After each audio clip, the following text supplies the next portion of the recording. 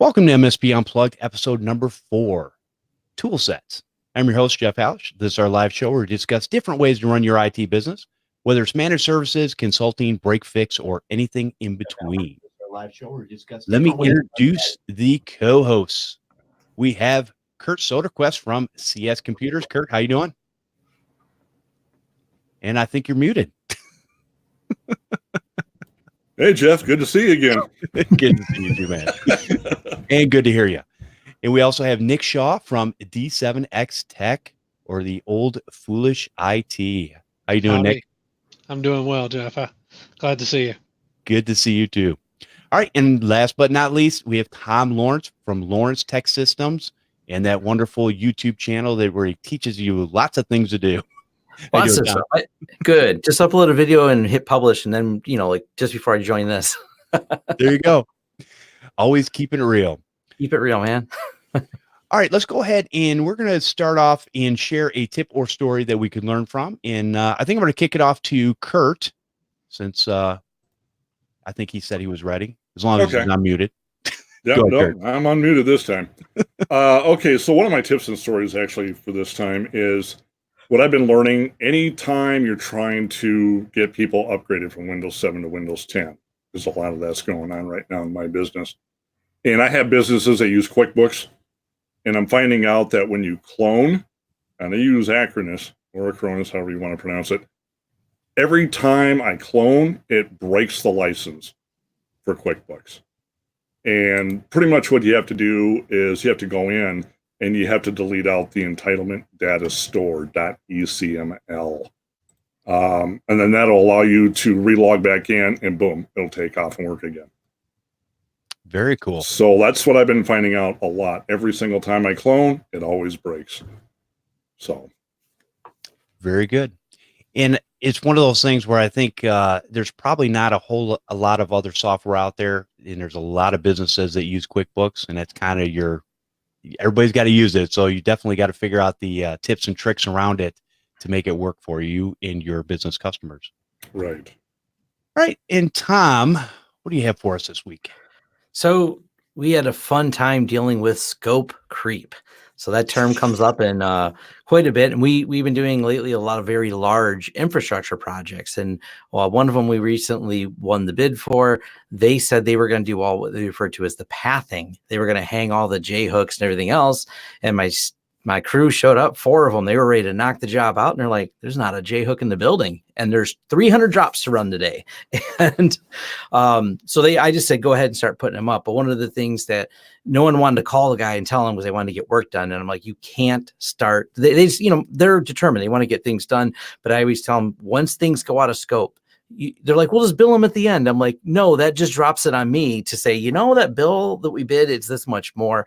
So I always encourage, and it's not the task people want to do, but you got to call, you got to stop, you have to re-engage with the client going, hey, we are out of scope on day one of this job. So let's make sure and the person already agreed to about 20 more billable hours added to the project to add these on for all the technicians that are going to be on site. So I'm glad we got ahead of it, but it gave us some negotiating time with it because everyone just wants to go get the job done. And that's happened before when I see it at the line item. I'm like, well, you have to go tell them they didn't.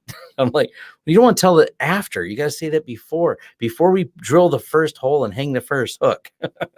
So it's just do the uneasy thing first, as they say, do the hard thing first.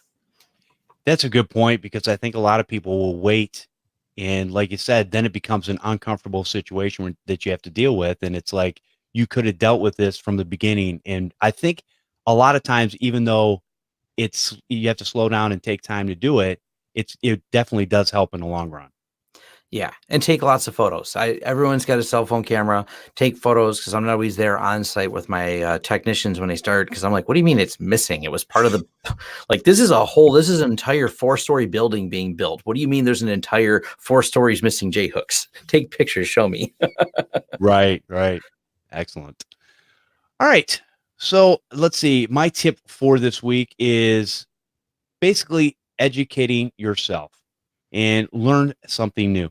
And what I mean by that is, I think, especially as we get older, it's one of those things where we want to make sure that we're educating ourselves to keep our brains working, keep our brains young, keep learning new things, because there's always things out there that are coming down the road that you might be able to use as far as in your tool sets of being able to take care of problems, being able to help other people, maybe doing some things you didn't think that you would do, or maybe finding some things that you might even enjoy to do in your business that you might not have known about. And I know a lot of times it's very easy to get in this business and run around like a chicken with your head cut off. But sometimes you got to take that time to educate yourself, take time for yourself, and learn new things. And I think that's just a simple message. You can read books, you can watch YouTube videos, you can, obviously, if you're listening or watching this show, hopefully we're sharing information with you that you're learning from and that can help you in your business. And that's why we're here. So anyways, that is my tip for today. All right, let's take a quick break, and then we're going to go into our main topic for today. Join us for the 2020 annual TechCon Unplugged, bringing community together. Get away from your business for a weekend of learning, fun, and some new relationships and a getaway retreat. We call it a getaway retreat because there are times where you need to get away from your business and just relax with your peers and kind of just share the war stories from the trenches, and being able to just take that time to kind of reassess some things and learn some new things and move on. Join like-minded business owners to help your IT business thrive. Hear from experts and get one-on-one time with peers facing the same challenges you are. Walk away with concrete action items to take your business to the next level. It's September 25th through the 27th in 2020. So fall of this year in Grand Rapids, Michigan. Go to TechConUnplugged.com. You can get your tickets there, and you can also get your sign up for your hotel rooms. I think the rooms are $115 a night. I can't get any cheaper than that. That's pretty inexpensive hotel room. I suppose you could, but this is a really nice hotel. So I think it will be worth your time, and you'll be able to rest and relax and come share with the whole group. Go to TechConUnplugged.com. All right, so we're going to talk about today what tools that we use in our business. And so we've got a great panel here because we've got Nick Shaw, who obviously has the D7 tools that he's been working on for a long time. Yeah. Been around forever. And 2011, 2012, something like that. And still going strong. That's awesome. Yeah. Very cool. And then obviously we've got Tom Lawrence, who he uses a lot of different things in his business, a lot of different open source tools, and he likes to dabble in learning new things and kind of seeing what works in his business. But I know he has some stuff that he uses that he's probably used for a long time. So hopefully we'll find out about that. And we also have Curt, and Curt, he basically, I don't know what he uses, but we're going to find out today because I'm sure we've talked about it in the past and I just can't remember. So anyways, let's go ahead and kick off the conversation. And Nick, why don't you give us just a quick overview of D7, kind of maybe a quick origin story for those that haven't heard of it or don't know. Okay. And we'll go from there. Yeah. All right, cool. Well, D7, the basics are I was bench tech, doing a lot of bench work, and you get 8 systems on the bench. You start forgetting what you're doing on some of them, or you do the same thing twice on some of them, and then you're trying to go take a smoke break because back then I smoked, and you gotta go outside. So I mean, I needed something to help me keep track of everything and just help me go take a break while I was still being productive, right? And so I don't have to also not worrying about clicking on everything across the table and all that stuff. And that's really where D7 was born. I mean, it started off as a bunch of batch files, and then we moved on from scripting to actual programming language. And it was 2011. 2012 the company became official, but it was 2011 when I released D7. And the whole point of it was that I just need to I run a bunch of different apps, on a lot of systems. So D7 will download the apps for you, check them off on a list as they run. It'll log what apps have been run, et cetera, et cetera. But I also built in a lot of my own other functionality, kill them all, which destroys every terminates every active process on the system except for what's necessary for use by Windows. So I use kill them all a lot of times. Debug, which is sort of like it sort of creates artificial software restriction policies. It sort of creates that to lock out every program on the system, but like the Windows directory, and then reboots. Then there's the batch uninstaller, the duninstaller, which is also a standalone app, which just I can create like a definitions list, and it'll go through and automatically launch the uninstallers for everything it finds installed on the definitions list. I had malware tool where it automatically deletes every file that you put on a definitions list. And this was back in the day when files, like, there were a lot of static file names for stuff. It's not so much used anymore. But you would find, like, say, a file in the file system, and you say, oh, this is not good. So with D7, you could right click on the file through Explorer and then add that to the definitions as well as delete it. And then it would be there for the next time. So, I use it for all of those things. And it just sort of took off from there. Everyone had like an idea to throw into it, So now there's like a remote deploy tool where it will download your configuration set and your custom branding and all that stuff for the app. And all you do is deploy a single executable, to the other system, to the remote system that's like 237 kilobytes. So it's an easy transfer. It's not a big deal. And then it downloads everything from there, so it's a lot faster. I don't know. I mean, there's a lot. There's just so much. I could go on for an hour to keep talking about it.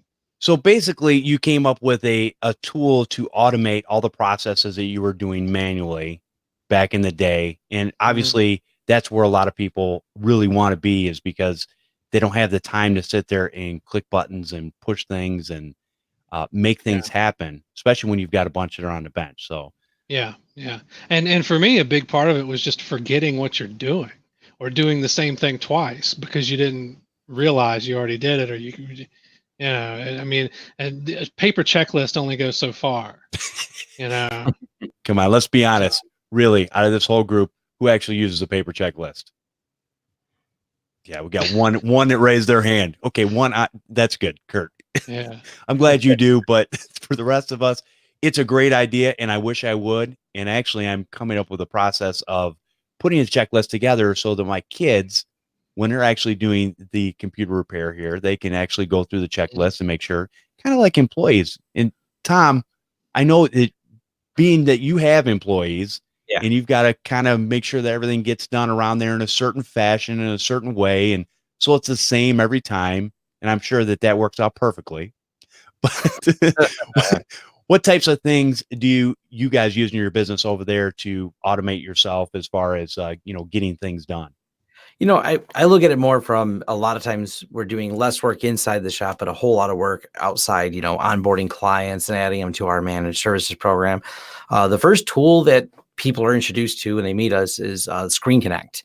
So that is our remote management tool. That is the remote deployment tool and everything else. So we actually have a self-hosted. I call it Screen Connect, but it's actually now referred to as ConnectWise Control because ConnectWise bought it. So that's like that first tool that they see. But what not everyone knows is just how extensive of a tool it is. It has an entire PowerShell connection to the background, so I can issue PowerShell commands, everything. And it's like the pivot. Once we get people onboarded and get them with that, that's how we deploy everything else in our MSP stack, including like the shirt I'm wearing says Huntress on it, and Huntress Labs is one of the other utilities that we use on there. So that's like the first piece of the puzzle, really, is that. That's like the first way they engage with us, to start setting up all their machines on it. Now, obviously, for those that don't know, you still have a shop here in Michigan, and do you still do any type of residential repair out of that shop? We quit advertising it, and it's because it faded so much. So we still do some. It's not as much as we used to. There's still some, we still use that shop tech area. For example, December was crazy, 7-day a week nonstop, because nobody knew that Windows 10 was going to be the next thing, and Windows 7 expired. No one ever heard this, letter or anything until December of 2019. So we still do a lot of that, and so internally we're cloning. Acronis is still one of our favorite clone tools, because all the upgrades we always would clone the drives, because we almost always have spinning drives, clone them over to an SSD and get them on Windows 10 with their existing systems. So that's another tool we use a lot of. And backing up their data, we have a large storage array in the back to back up data. We care a lot about data integrity, just in case upgrades don't go right, because Microsoft. Exactly. Not every one of those upgrades goes as planned. Yes. Well, and not only that, it's probably a good rule of thumb to make sure that you have a backup before you go in and do a deep dive into repairing a system in any form, because obviously anything can go wrong. Your hardware could be on the point of failure and could be ready to die at that point. And then you're like, hey, at least I was able to get a backup of the data. We can kind of reassess and see what we need to do. Yes, because as nobody backs up. Exactly.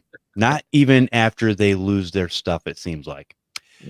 We've had the same person go 3 times to a data recovery center and pay dearly each time. The third one was a surprise. The second one was like, okay, maybe you didn't learn your lesson. The third one's like, you got money.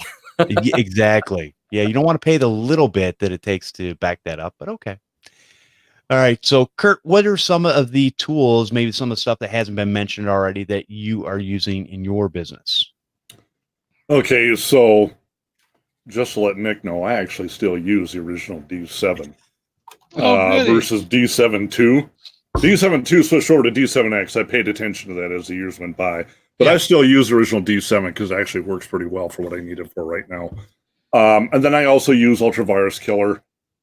They got some good programs that are well scripted. That has worked well for me. There's another program too, and I can't remember what it's called. I also use a Malwarebytes Toolset. I use that for quite a bit now. I've been happy with that. And then lately, actually, just a few days ago, I went to D7 and I bought Uncle Carrie's Windows for Netflix, because it saves you a lot of headaches from trying to get that crap to work right between 10 computers in a business. So it's worked out pretty good. I've been really happy with that tool. So way to go, cool. Nick. Cool. Thanks. Yeah. So, Nick, you want to talk about that tool real quick? What is Uncle Carrie's? What is it? The tool optimizer or something or other? Windows 10. No, there's the Uncle Carrie's Windows 10 optimizer. That's something that Kerry Holzman had approached me about, and he said, I want this tool that does these things that I do to every system that I work on, and I'll advertise it if you want to sell it. And I said, okay. And that worked out well. So he came to me again and he said, I'm always trying to enable file and printer sharing and network discovery on these systems. He was like, I was in an office the other day and I had to do it on like 15 computers and it was a pain in my butt. He's like, what can you do for it? So, okay, all right, I can do that too. So, it just checks make sure all the Windows services are running that make sure they're configured to start properly, sets the network profile to private or domain. If it's joined to a domain, it will set it to a domain, instead of private. But as opposed to public, of course, which is a problem for a lot of people in file and printer sharing. Enables file and printer sharing, network discovery, automatic setup of devices, disables the password protected sharing. These are all, you can check off what you want it to do, but by default it does these. Remove the guest account password. So this will allow you to do some password like sharing without password. So I also threw in some of my own repairs in there as well that are sort of optional to the other side. These are repairs from D7X, which all of this is in D7X, but these are repairs from D7X now that repair the Windows firewall service. It can set the firewall rules to default, reset the WinSock, which that's awesome. I don't know who is going to need who's going to think to fire this tool up if you're having a problem with no internet, but it's worth a shot, because I fix people with that all the time. Like my mom This is like probably within the last 2 months. I had to talk my mom into firing up D7X to do the windsock reset because she lost internet. I don't know what it was, but it worked. Wow. So, yeah. And you were able to walk your mom through doing that. That's awesome. Yeah. Yeah. That is really cool. Because, yeah, the last thing I want to do a lot of times is over the phone support. Yeah. But we do it for our loved ones because we love them. Yeah. Yeah. Very but cool. That was the whole point of that Netflix tool, just to give you all the information you need right there, and then just let that happen to be one click. By the way, Curt, I updated that to include command line parameters now. If you need to script that for any reason. Oh, not yeah, because I was going to say I was trying to find a script in order to do it, and I couldn't find anything. And I'm not the greatest with scripting. I'm still working with it and trying to learn it right. But finding that from another friend of mine that I know. He told me about it, and I was like, oh man, this is going to save me a whole lot of time. So it worked out really good, especially for a factory that I'm in where they're trying to access the computer that has a QuickBooks file, and none of them want to talk to each other. So basically I was resetting their network and then using that. Awesome job, Nick. It worked out great. So cool. Glad to hear it. Very cool. All right, Tom, I got a question for you. So Acronis, you say you use that as your backup software of choice. Have you been using that through all the different years and iterations that they've had? Yeah, it's just been, there's just so many hard drive cloning that we do frequently. So that's been one of our go-tos. We have the enterprise license one that boots up. It's a little confusing. I don't remember which one it is now. As you go there, they have two versions. I originally got the wrong version of salespeople, switched to the right version. Now I can't remember which one's the right one now, but they have a tech licensed one that you can get, so you can keep cloning on lots of systems and things like that. And it's worked really well because our general process for all these Windows 10 upgrades that we're still doing here in January and February now, we generally always sell them an SSD. And anytime they have a Windows 7 system, it's generally on a spinning Rust drive. So it's been our go-to tool for doing that. Works really well. Okay. And you just, as far as ease of use and everything, it's just one of the better ones out there that is just been rock solid for you this whole time. Yeah. Then, huh? Okay. It's one of the ones that doesn't have a problem with dealing with encrypted drives, dealing with ones that have UEFI, and does the conversions between UEFI and GPT. So if you have different partition types, it can interpret them, and Windows will still boot and swap the partition types around. That's some of the reasons we liked it. It's one of the few that we found that just had no problems doing that, even downsizing the drives. So if you're going from a bigger to a smaller drive, it has some tools in there to do with it. It's kind of like the all-in-one, instead of having to go, okay, we're going to use this to size it, then reboot it, then, okay, now it's sized down, and that just kind of becomes tedious. So I got a question for you, Tom. Sure. I still use the 2015 version. So do you see any difference between that one and the new ones that are out now?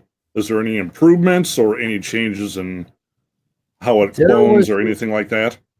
Functionality wise, it still works. It's whether or not the reason we had the latest version, was one of our clients had some weird edge case where we had to swap all the partitions around, and it was having trouble with the encrypted drives because we have clients that need compliance. That's what I'm looking for. Clients that need compliance, and we have to get the encrypted stuff copied over because reloading all those programs is a pain. And there was something only the newer version took care of perfectly fine with these clients. We still had to deal with, like you said, the QuickBooks license problem. That's just that's life because QuickBooks. But outside of that problem, all the other stuff clones over. Okay.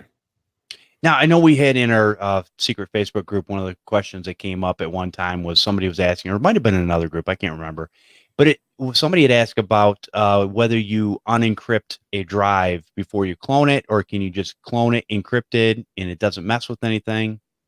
So what's kind of the rule of thumb when it comes to that? You can clone an encrypted drive. I'm not the one doing it very often anymore. So I think about this, but you can clone it because it'll copy everything over with it. And depending on the hardware, as long as it's going into the same system with the same TPM system in it, it's not a problem. It works. Okay. So it's not an issue. I know I do more of the Linux stuff now, and I know in Linux it's not a problem at all, but I'm pretty sure in Windows it's not a problem either. You don't even have to do the recovery on it. It'll clone it, and then it'll just prompt you because it's blindly copying all the bits. As long as all the bits go across, we're good. Yeah, I just want to make sure, because I think the question was, or somebody was concerned about, would it open on the other end? Like once it got cloned over, you got it all set back up. But yeah, what you're saying is it makes a lot of sense. Yeah. So Linux has no problem doing it, but I remember there was something in Windows, something that my text said they need the new version. And I feel awkward because I haven't done it in a while myself with some of these. Well, you got people for that. That's understandable. I'm not cloning as many hard drives. I'm spending a lot more time network engineering than anything else. Right. Oh, good stuff.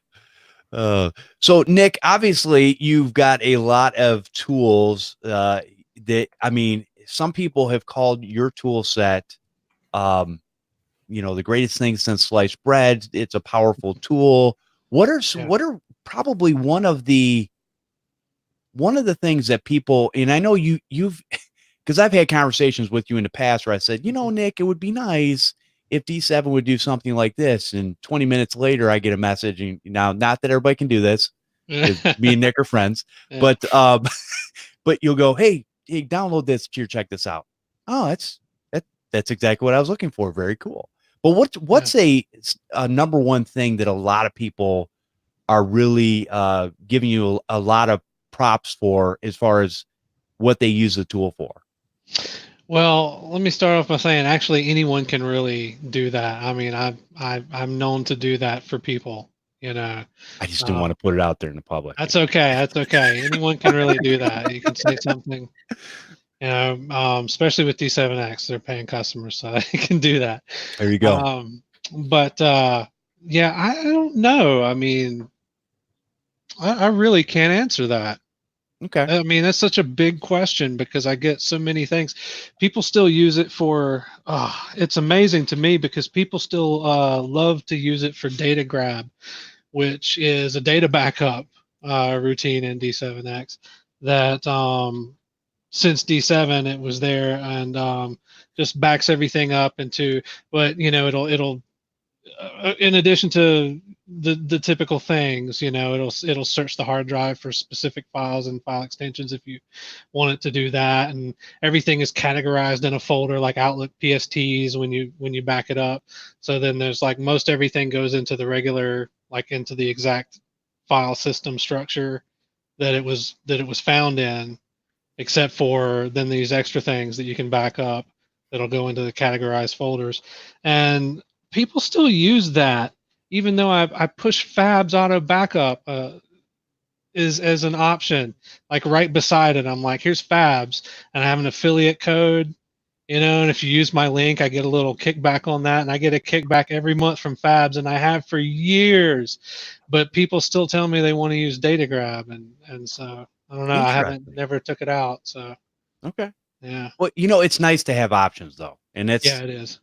A lot of times, because if something doesn't work for you one time, like Tom was talking about, you get an edge case on something and all of a sudden you're like, okay, what tool am I going to pull out of my bag to fix this particular problem this one time?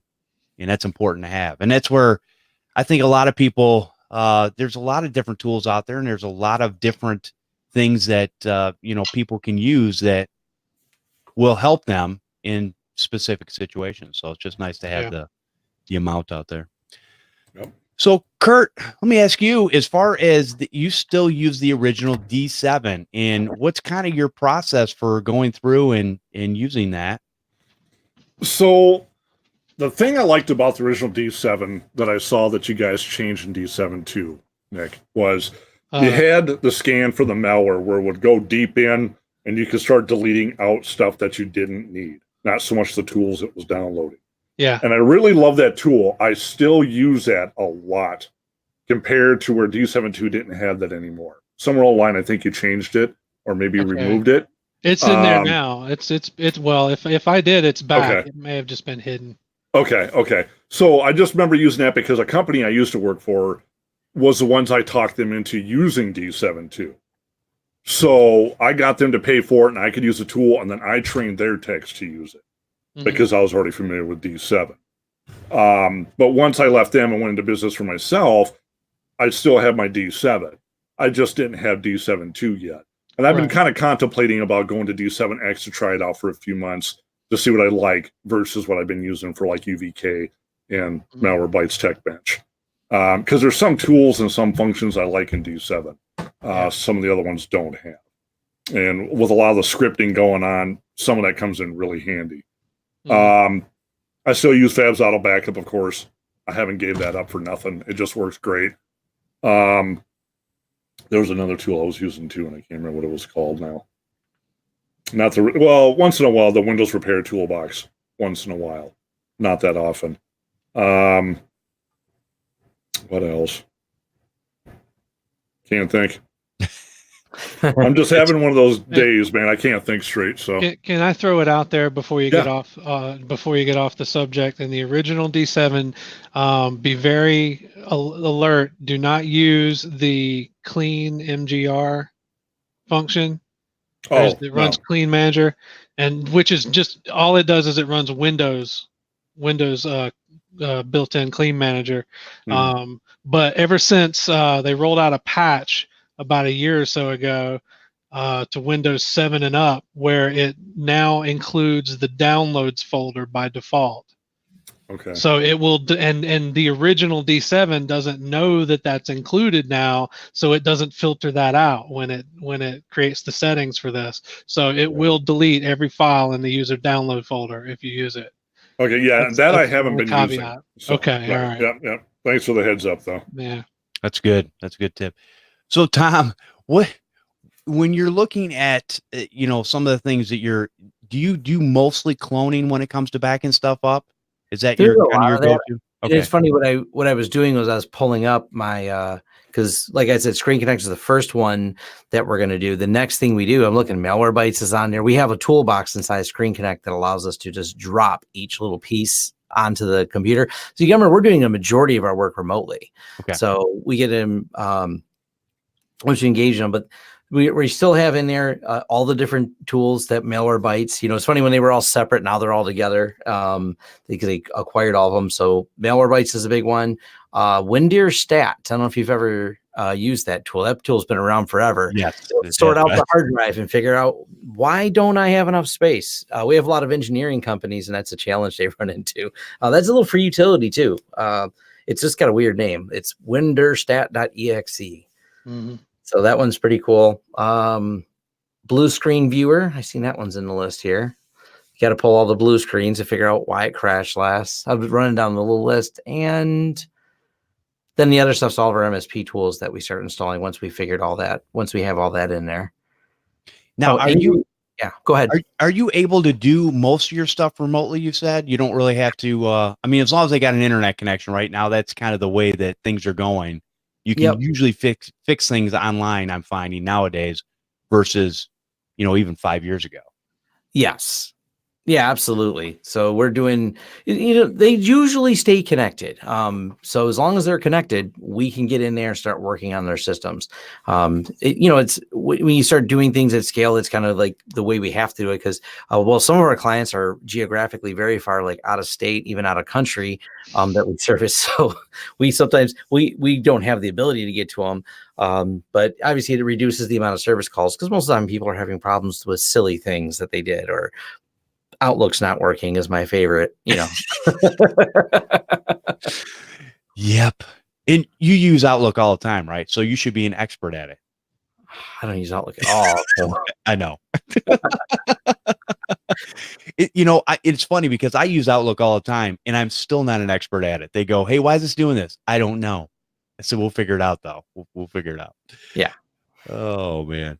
So, okay. So obviously you've got all your different tools that you're using in your stack. And now, Nick, other than obviously you've built this tool, you don't really do the tech work anymore. You're really the support guy that's supporting all the people that are doing the tech work out there with your tool and stuff like that. So, and you've yours is basically an all-inclusive. Obviously we talked about things like Fab's Auto Backup, which I think, if I remember correctly, you actually had that where you could actually go inside of D7 or D7X and you could add different programs. And I think Fabs was one of them that you could add almost automatically. Fabs is like, I have that on a separate tab in there. So you can just click that. You can just click the tab and it'll just download the fabs, but which downloads the trial. Now you can configure in the configuration for D7X, you can configure it to download your own version of fabs, where you pay for it. And actually fabs is a good one, because as far as configuring D7X to download third-party applications, fabs is one of those where you get it without a product key or anything. It's just like its own executable. But if I recall correctly, but even still, if it has a product key or whatnot, I mean, it's yours. You pay for it, and you can't just download it from their website if you're paying for it. So I have a feature in there now where you can password protect. It's like, so if you want to download from your own website, it'll decompress with the password, so you don't have like the whole world getting a hold of your copy of fabs or your copy of Ninite or whatever you've paid for. But yeah, fabs is in there. Very cool. Yeah, it's there.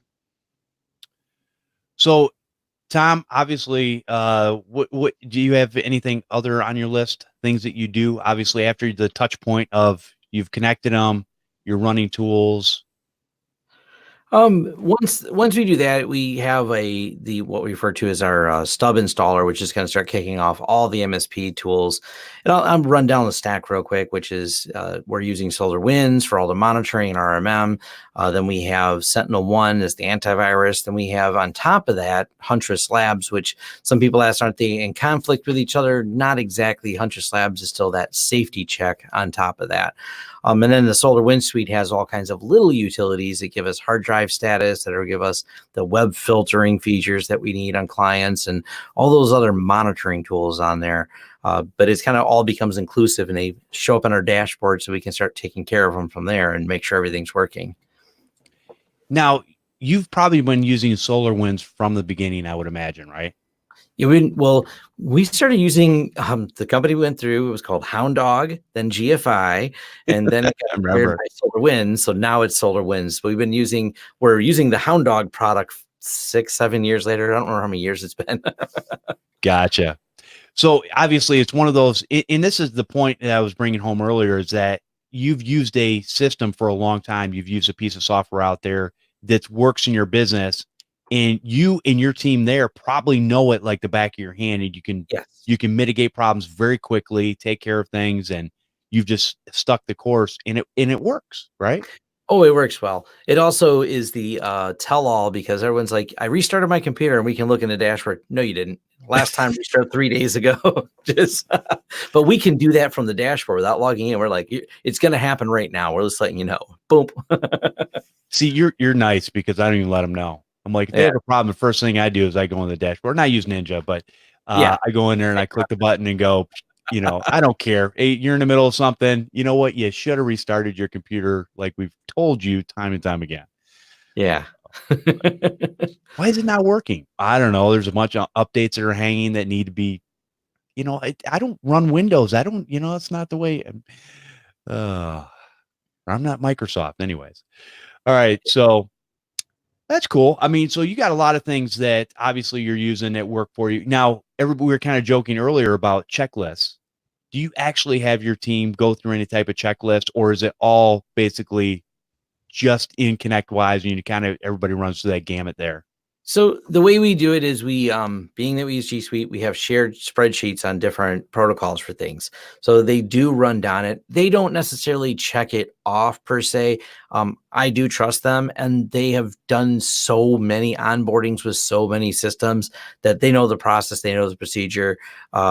We keep it up to date, and I encourage the technicians, because the nice thing, I know who changed what. If they think something needs to change in a process, they'll update it kind of in real time. Like, we don't really do this. Step 7 is now kind of this, and they'll modify it kind of as needed. But they do have like a standard SOP that they follow for everything.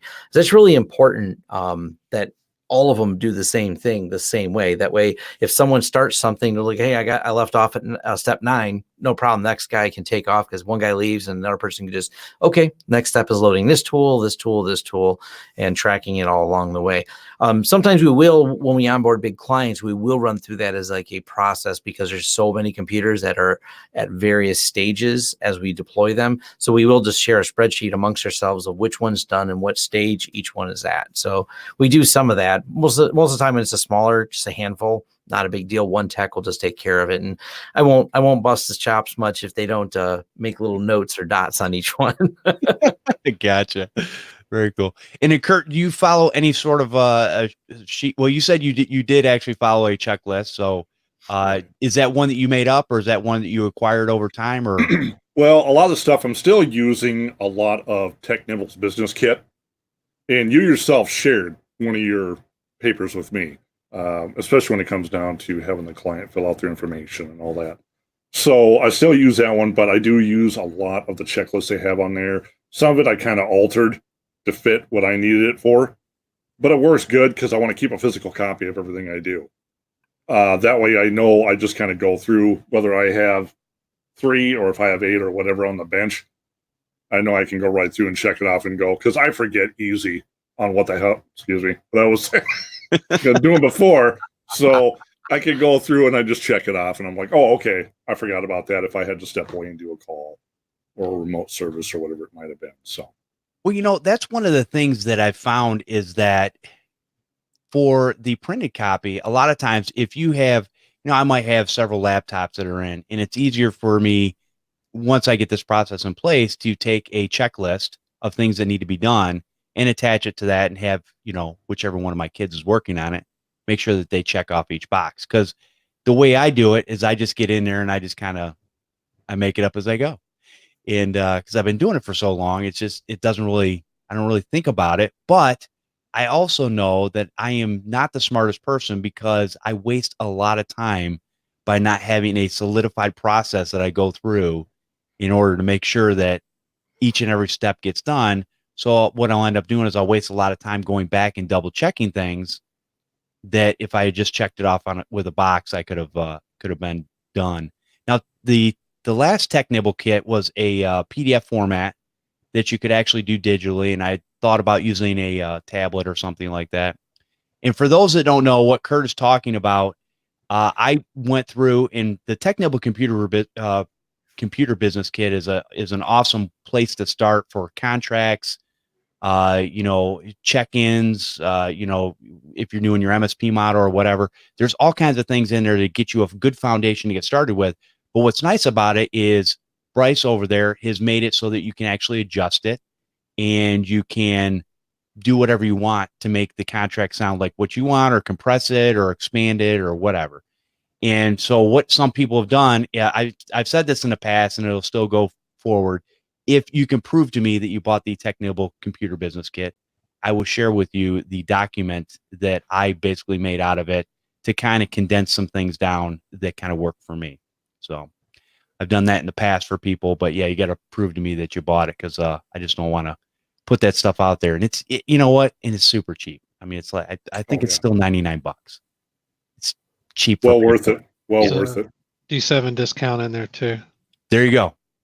You got your D7 discount. And so now, Nick, let me ask you, back in the day when you were doing stuff, did you ever use a checklist?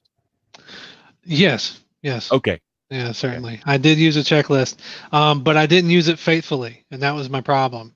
Now D7 actually has a reporting feature.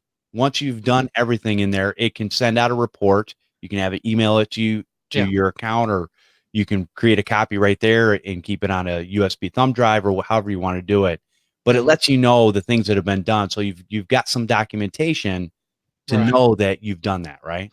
Right. Yeah, it's got all of that, and you can have it include system information, specs on the system, what folders are shared, what printers they got, stuff like that, product keys, wireless passwords. But that's all stuff that's thrown in there. But yes, it does the basic reporting of the checklist kind of thing that you did.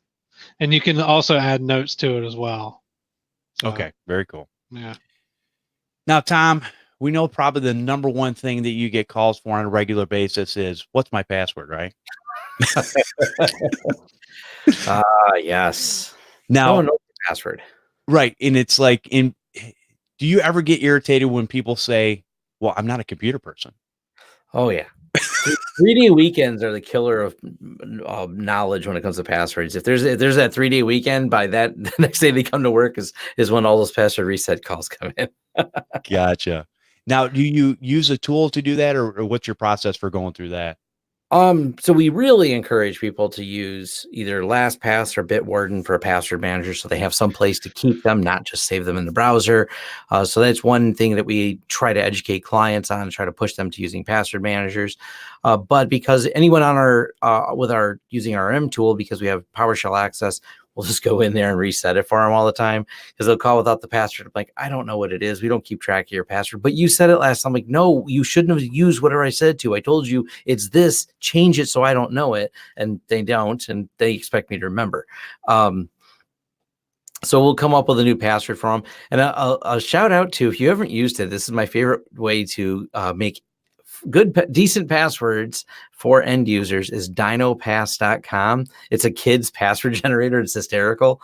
Nice. It makes you laugh every time you go there. It's a dinosaur that passwords talk out of, but it puts enough entropy in the passwords, if you use the stronger ones, that they're reasonable to understand, to get to people to say, this is what your password is now, please change it. But yeah, most of the time we're just going in because we have remote access to their systems and just going in there and changing it. That's just a pain. It is the pain. Of course, there's the Windows 10 hack to backdoor the passwords when we have to do that. When we still get, that's a common thing that retail customers still come in for, of course.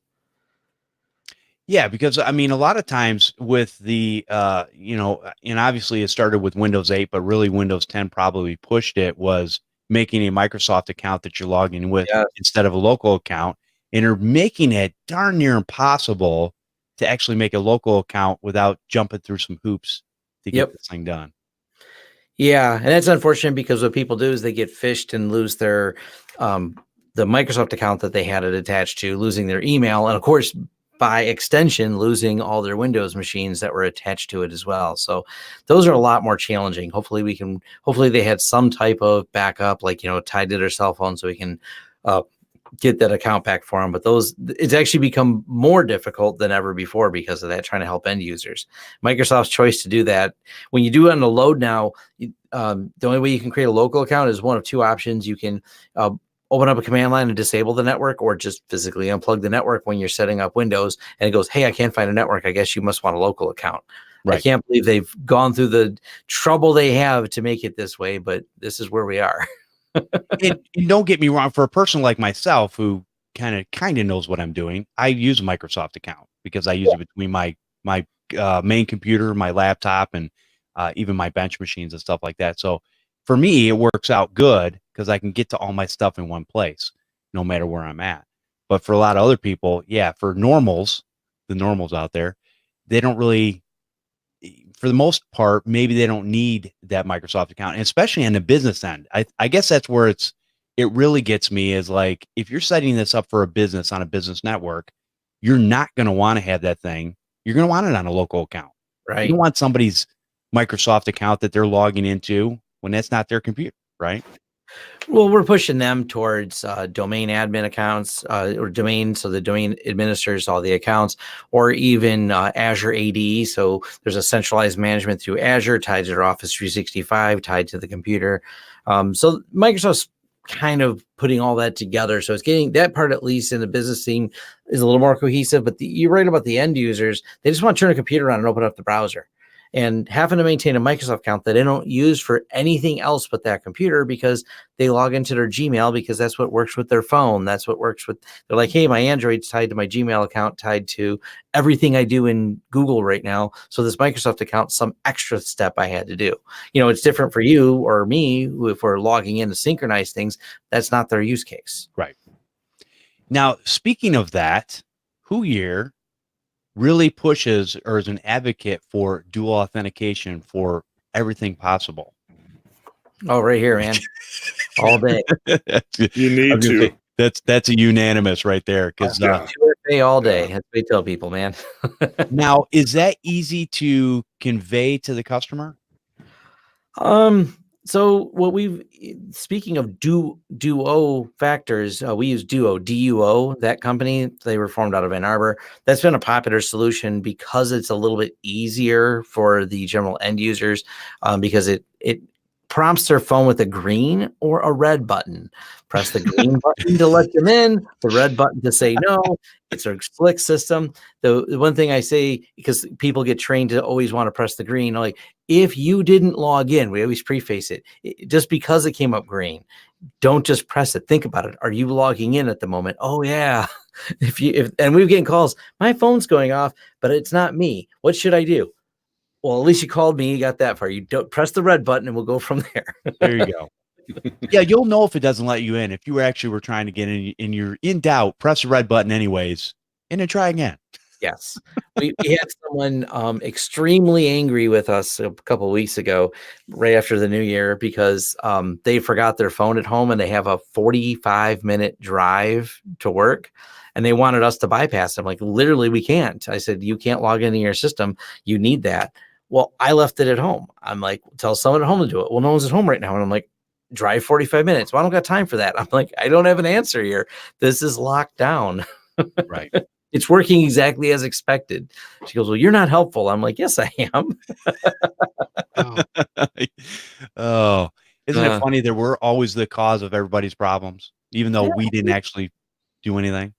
I mean, doesn't everyone listen to podcasts? If my phone wasn't in my car, we wouldn't be able to listen to podcasts. Exactly. Well, it's just like those people that say, I'm not a computer person. And you go, well, you know what? You're probably not a car person either, but you know how to put gas in your car. You know how to turn the key to turn it on or push the button or whatever. And you know how to steer it. And you know what the accelerator is. You know what the brake is. But you're probably not a car person, are you? But you still drive the car each and every day. Right. So saying you're not a computer person, I had this conversation with my father one time, and he was getting frustrated over his laptop. And of course, the old thing of, Microsoft is always changing things all the time, or Google's always changing things or whatever. So I said, give me your laptop. I said, here's a notepad and a pen. I said, don't use a laptop anymore. Just use your notepad and pen and you'll be fine. Then you don't have to worry about these issues anymore. Whatever. Yeah. We have to learn tools that we learn. This is how things go. Exactly. Oh, all right. So I'm going to take a real quick break here. And if you guys want to gather your last thoughts on anything that maybe we haven't covered that you want to talk about and cover before we get on out of here, go ahead and do that. If you'd like to support this show, I encourage you to go to patreon.com/ and I want to thank our newest Patreon supporter, Shadow. And appreciate that. And I want to thank all of our Patreon supporters for your continued support. We appreciate everything that you guys do. It helps, keep the lights on, pay the bills, all that kind of stuff. Podcasting is inexpensive, but it's not free. So we definitely appreciate that. And we're very thankful that there are people out there that do want to support us. And hopefully they're getting something out of this. All right. So let me go around the table. Curt, I'm going to start off with you. And anything that we haven't covered yet that you want to talk about? I'm not sure what. Okay, so I know you use Ninja and you use CW. I've been using Synchro. I've been using them for the last 3 months now. I actually like Synchro just because you can get those endless endpoints for a set amount of money annually or monthly, depending on what works best for you. So I was already familiar with it because I used Kabuto for quite some time. So that was nice. The other thing is I use Instant House Call. I want to try Screen Connect to see what the differences are between the two. Instant House Call does use a tool of D7 of Nix that works really well if you look for something quick to download, get it up and running, and start troubleshooting a client's computer. So I'm very familiar with that one. Otherwise, nothing else that I can really think of off the top of my head. So I'm always curious what other people use. So. Yep, I'm definitely a Ninja guy. And I've just been with them since the beginning. And I'm trying to remember when we actually sat down with them. And it's one of those things I got used to how it works and how it looks. So I continue to use that. I've used a TeamViewer. There's several different things I've used out there. Instant House Call, a lot of different ones. And they've all got their pros and cons. It's like anything else. You've got to use what you can wrap your head around and what's going to work for you.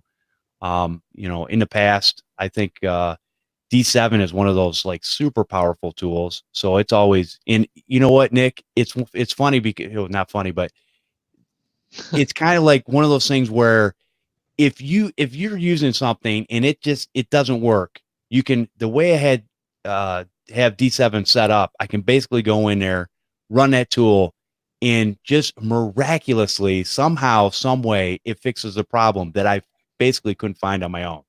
So it's definitely one of those cool tools where you're like going, all right, here we go. Hey, nothing else has worked, and I really don't want to do a nuke and pave. So let's throw this thing and let it rip.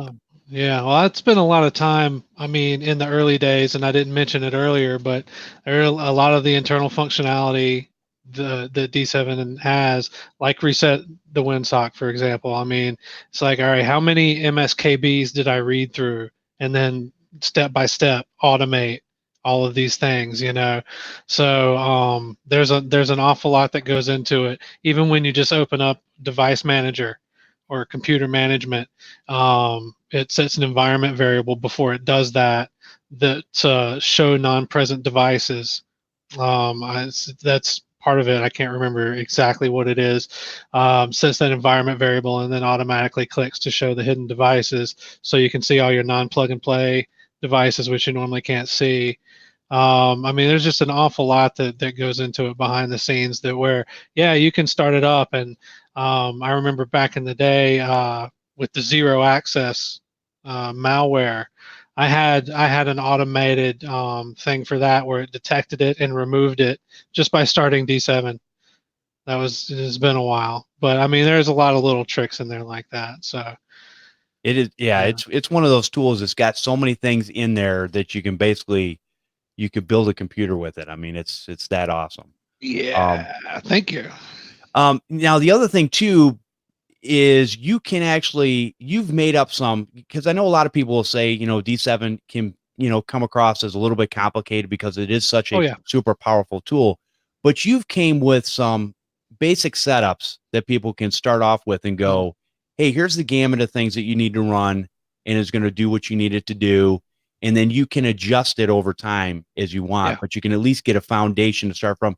Plus you guys have training webinars and stuff like that right? Used to. I don't do it anymore, but we used to do that on the show. But every once in a while I'll put out a new video with a new feature or a new whatever, but I've got enough videos now. So that's pretty much covered. But gosh, what was I? You just had me right before the webinars. I had something else to say about that, but oh well, wasn't important. Now, if you think of it, we'll come back around. Well, appreciate that. And Tom, any lasting thoughts from you? Anything that we didn't cover? I'm sure you had a big, long list. Yeah, diving into the MSP tools, because it could be an entire show, just because of, as you know, even whether it's Ninja, whether it's SolarWinds, whether it's any one of the other tools out there, they do have a really comprehensive feature set that really does make our jobs easier, especially as we fix more things at scale. That's just the nature of it, and that's what these tools do. And then, Curt, if you have questions on Screen Connect, feel free to reach out. We've been using it now for like 6 or 7 or longer years. I can't remember when we first got it, but it's been a long time. But I was just, one of the things that I liked is this machine I clicked on, because we have a persistent connection on it. I have everything from the amount of memory used, the BIOS serial number, version, even the Dell service tag, all just in one, without even connecting to it, just by clicking on the machine. It creates just a massive amount of information. And of course, having the PowerShell right in the web interface, I don't have to connect anything, just go change a setting, like a password, for example, from the command line. Being able to do that immediately is just great. Nice. And that's through Screen Connect, correct? Yep. Okay.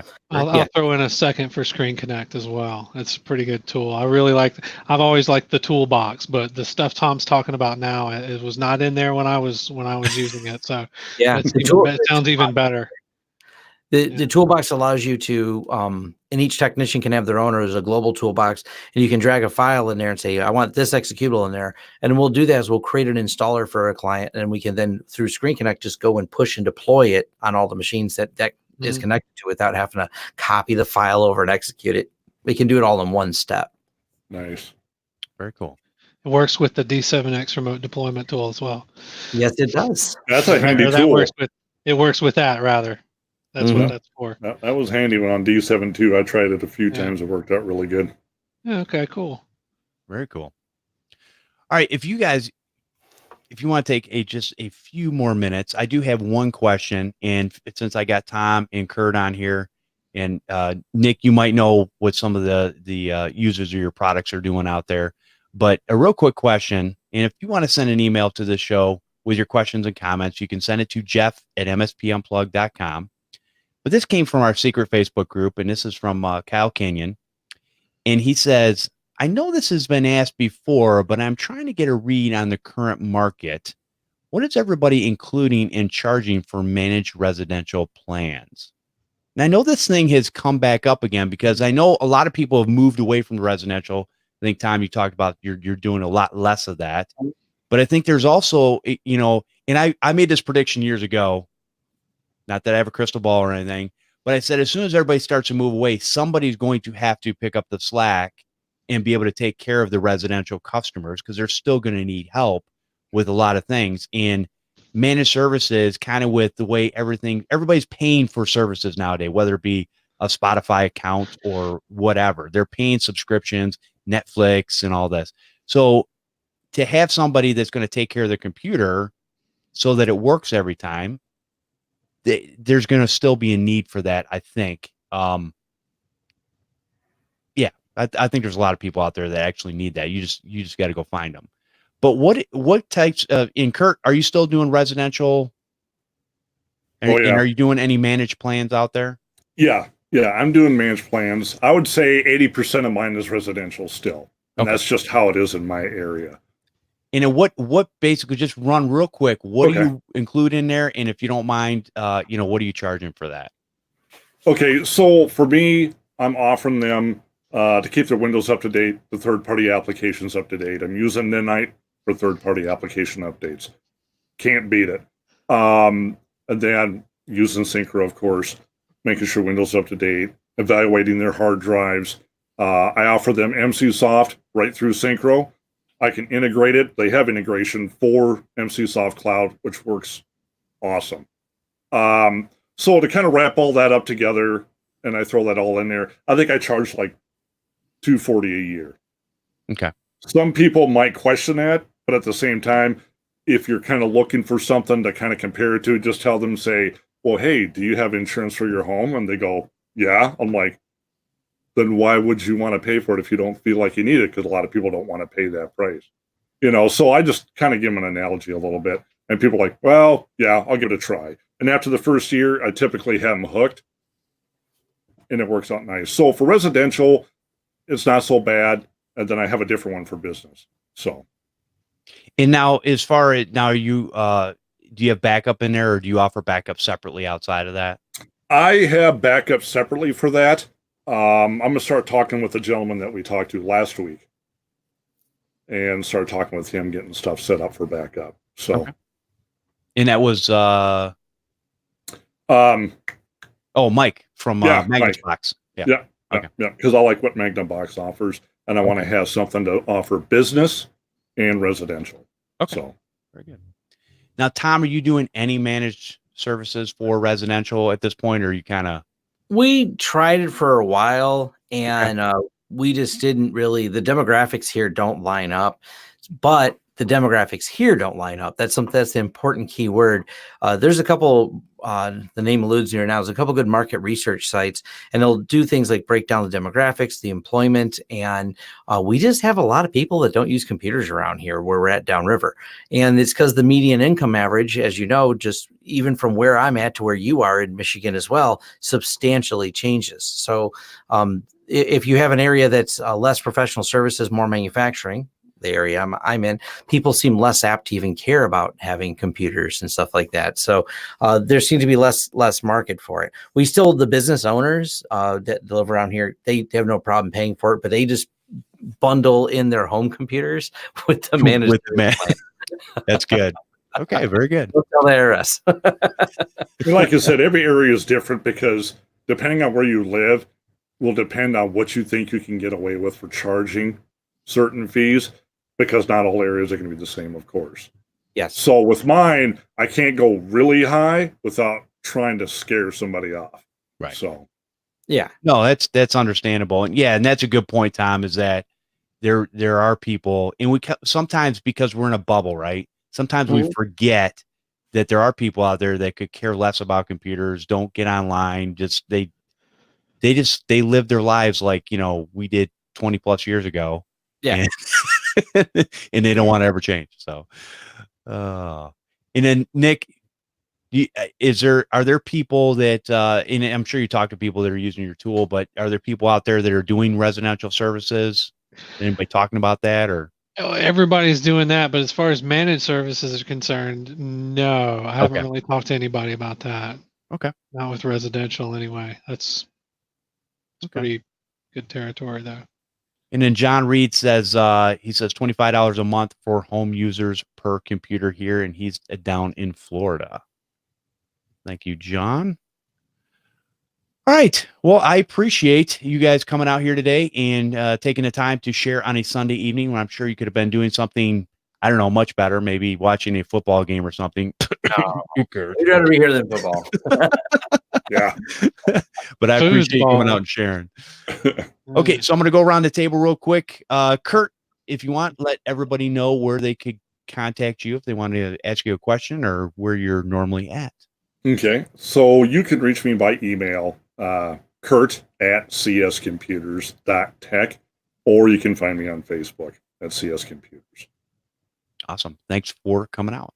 Thank you. And Nick, if you could tell everybody where they can find that awesome product that you make available to the public, and where they can find you at, or if they want to ask you a question, where they can get a hold of you. Well, that's d7xtech.com. I found out you may have to do the www unless you want a third error. I don't know. Depends on your browser. We'll see if we can get that fixed in the next month or so. The d7xtech.com, you can email me, service@d7xtech.com, and that's pretty much just me.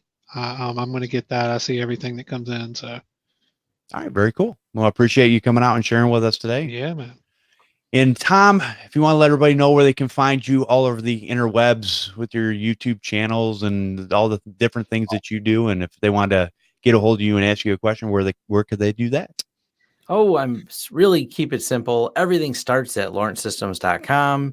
Every YouTube video we do is a blog post. Of course, then there's links directly to our YouTube channel and forums and the Twitters where you can find me as well, tweeting away about things. And of course, Facebook. So I'm pretty easy to get a hold of, and we make it simple. Everything starts at lawrencesystems.com to get a hold of anything or see what we have going on here at the office. And we have right now, we're just under, I think we're at like 994 videos on YouTube now. So wow. Awesome tutorials. So really good. Good deal, man. All right. Definitely check those out. All right. Appreciate you guys coming out today. And if you want to come join us every Sunday at 7:30 p.m. Eastern Standard Time, we're usually here hanging out. You can hang out in the chat room and watch live. You can just go over to youtube.com/MSP Unplugged. I want to thank you for subscribing to the show, and we'll see you next time on MSP Unplugged.